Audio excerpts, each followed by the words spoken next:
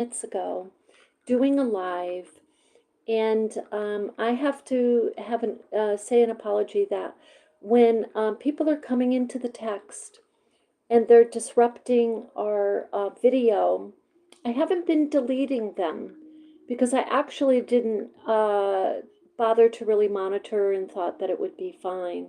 But I am now monitoring them, and it will be ASAP that they will be removed. So with that, I am back on, and if we're interrupted again, please stay because we will very quickly remove any negative distractions. And so I wanted to get on here and say that, and I'm feeling really good about it because I actually do know now how to remove them. So with that said, I am very excited. I am very happy that our Governor Scott and Vermont House is speaking up to ICE. Okay, and so I'm going to, for those of you who kind of were just visiting me just a few minutes ago, you have a lot of this info, but I'm just going to highlight a few significant parts of this article that was put out by mychamplainvalley.com. And the title of it is Vermont House Passes Resolution Condemning ICE and CBP Actions in Minnesota. So with that, it says the Vermont House of Representatives passed a resolution 106 to a mere 25 Thursday, expressing support for the people of Minnesota, while condemning the actions of the U.S. Immigration and Customs Enforcement there. If you are just trolling, I'm sorry, just scrolling, I think I have trolling on my mind because that's what kind of someone was doing a little while ago. If you are scrolling, we're covering just something that just occurred here in Vermont. And you know, Vermont is usually the leader of humane, they're like so proactive in passing policies and making sure people are protected and treated in a humane way. Okay, so, and we're going to cover a little bit of some statistics of the Civil War on Vermont's involvement and how they were one of the first states to stand up. The good old boys in Vermont, they know how to protect Vermont.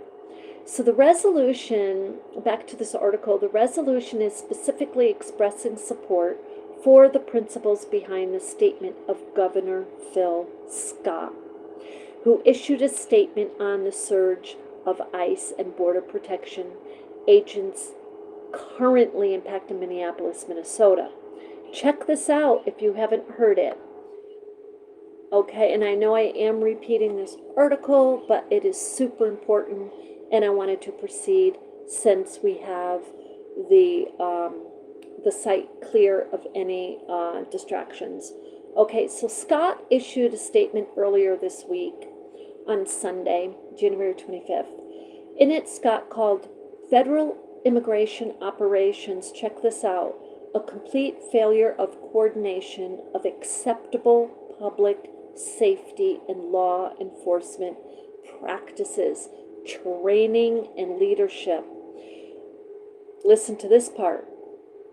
At worst, it's a deliberate federal intimidation. I'm going to repeat this.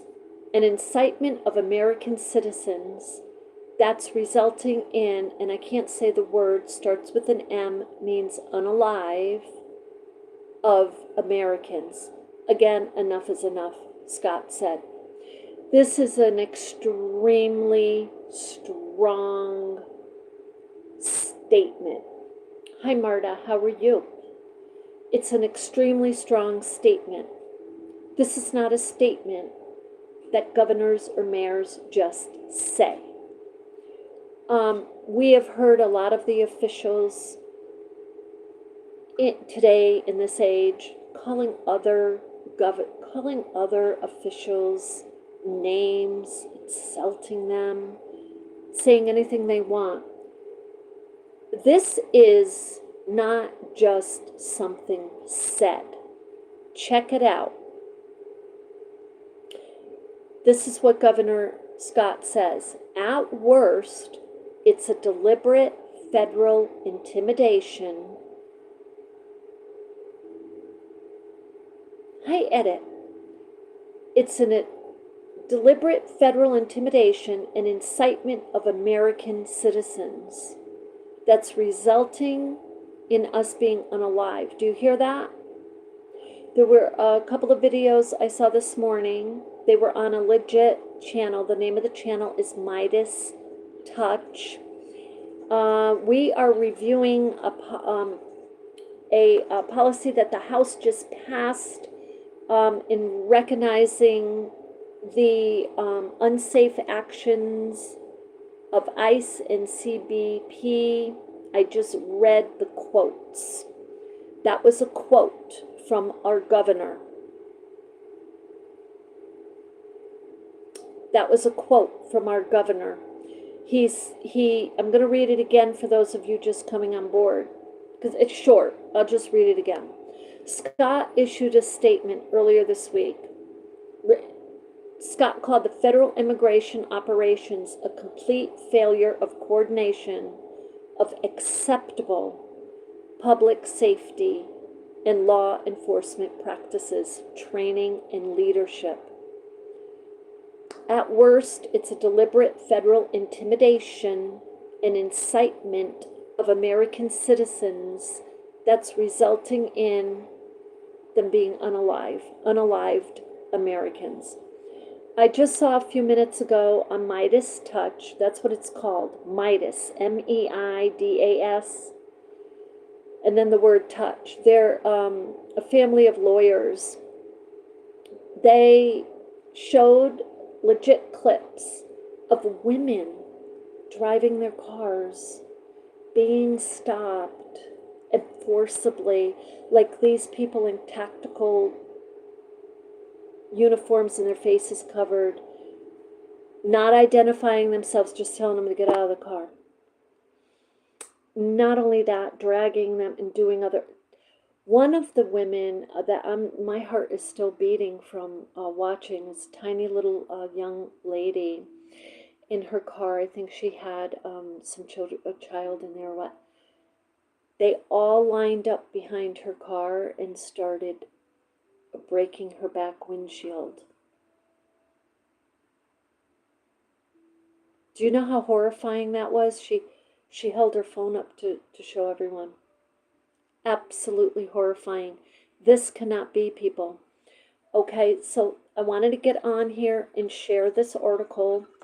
And then it goes on to say, Jill Kowinski, Speaker of the Vermont House of Representatives, issued a statement after the resolution passed, promising that the House has passed legislation, listen closely, especially if you're living in Vermont, protecting Vermonters' information from unlawful use by the federal government, limiting local law enforcement involvement in immigration enforcement, and expanding the state definition of hate crimes and adding state-based protections to civil rights. This is what's going on in Vermont right now. Right now. It says, our work is far from over, and we will continue doing all we can to pass legislation supporting and protecting those that call Vermont home. The resolution passing comes just before a scheduled countrywide protest called the National Shutdown is set to take place. I think that already took place. Do you know about it? They shut down, describes it. Protests and walkouts are already planned in Burlington and at higher education establishments. The protests are this, and these are the places that close. No work, no school, no shopping, stop funding for ICE. Okay.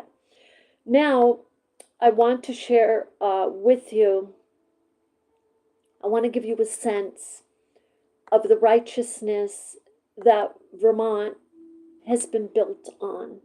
Okay.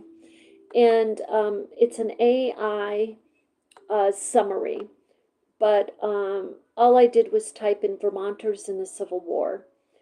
And this is what AI summarizes. More than 34,000 Vermonters were in the Civil War, representing over 10% of the state's 1860 population.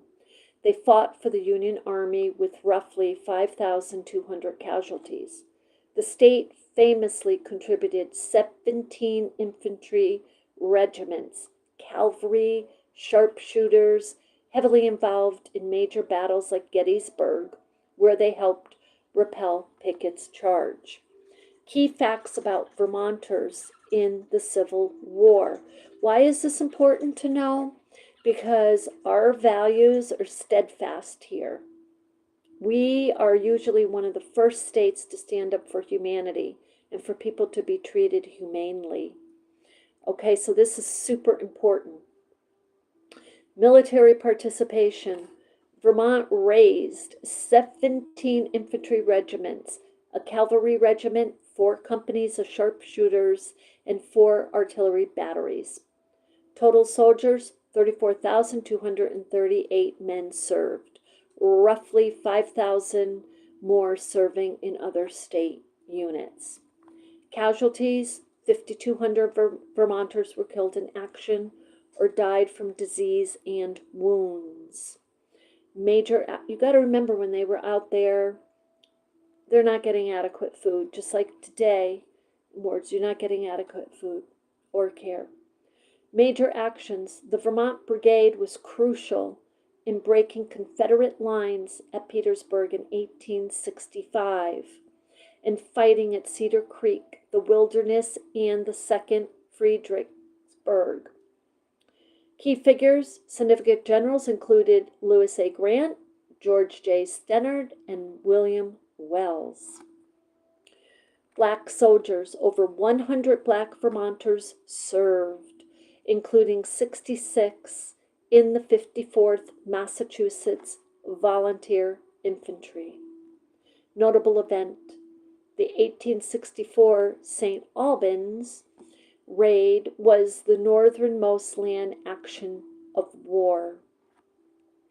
And the unit roles. 2nd, 3rd, 4th, 5th, and 6th Vermont infantry regiments compose the famous Old Vermont Brigade in the Army of Potomac. Okay. Excuse me. Vermont made a monumental contribution to the Union cause, sending a higher percentage of its population to war, over 35,000 men out of roughly 350,000, than almost any other northern state. Known for the grit and tenacity, check that out. Known for their grit and tenacity. Do you think that's gone away today? No, it hasn't. In fact, it may have even grown more in light of what is going on in the United States of America. Vermont troops often bore the brunt of the most intense fighting in the Eastern Theater. A lot of people say that the type of wars that go on now are like cyber war, accusing and twisting information about another person, like, going after a person or group or something like that. What I'm seeing is, and it's clear that Vermont is now seeing it. We are now seeing a very frightening, what do you want to say, leg or arm or venue of this conflict going on in the United States, where it is actually unaliving people. It is very serious because when you have it happens to 1 or 2 or 3. And now it's 3. Is it 3? But it can very, very, very quickly escalate, very quickly. So, and I'm not talking about from the civilians, I'm talking about from these persons in tactical gear just suddenly stopping ladies and women with children on the streets and breaking in their, crashing in their windshields, windows, and much more violence in a very frightening way. Total force. Vermont mustered 17 infantries. Okay, we covered that. And yeah, I think they're just repeating there. So, but anyway, okay, the good old boys, in Vermont. I don't like that cliche to be, I know sometimes it is associated with negativity and some other definitions, but I like to be it referencing the infantries, the 17 infantries, the soldiers, the men who stood upright and for the rights of Vermonters and went out there, in the 1800s, and there was huge sacrifice. So, anyway, with that, we are now in 2026. Hard to believe that United States is in this situation. But with that, keep yourself informed, keep your voice, speak up in what way you can, because you may be communicating and giving an idea to someone else who can do a little bit more. And because the way we conduct ourselves and work as a team is stronger than fighting or tearing each other down. So with that, thank you so much for being with me today. I send you love and light, and we'll see you in the next one. We have some fun videos coming up this week. Have a beautiful day.